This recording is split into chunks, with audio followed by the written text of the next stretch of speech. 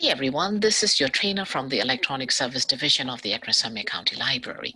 In this segment, I'm going to show you how to name entire column and use those names in a formula.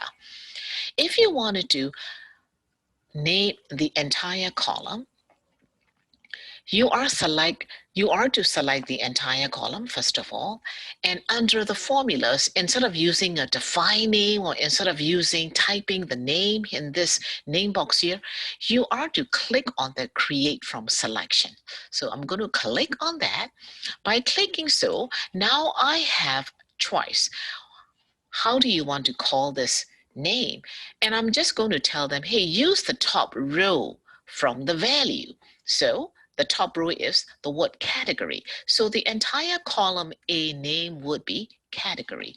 Click here and OK on that. Let's do the same thing for the column B. Create from selection. I'm going to use the word unit as my name for column B. I'm going to click on OK. Lastly, monthly expenses. Create from selection.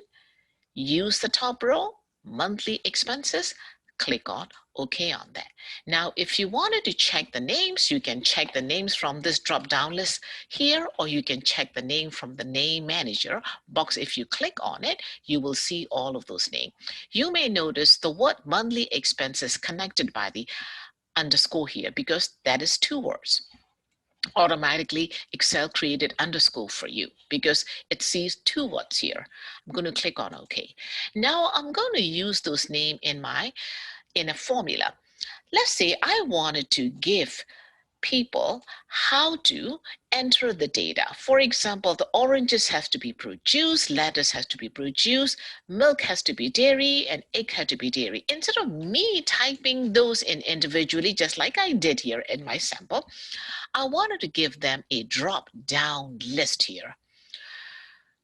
To get a drop-down list, first of all, you have to create the list, which we did that in my list already. Remember, we have category, monthly expenses unit. Now we're going to use those name list in my drop-down list formula. So I'm going to select the cell number A2, the very first cell that I wanted to create a drop-down list, and I'm going to go to data.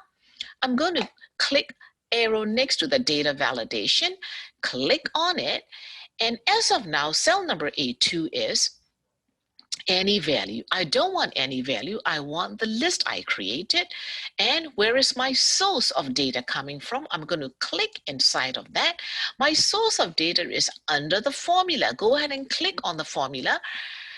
Remember the words create from selection. Now it is grayed out. So any name that is available in the formula is now appear under the use in formula tab.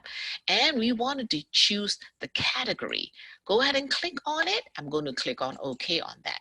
Now, if I click the drop down arrow, you may see the blank here, but your name's all the way on the top because you have named the entire column. So as far as I'm concerned, oranges is the produce. Now, before I select anything from this list, I wanted to make sure the remaining cells, row number 3 to 9, also have the drop down list.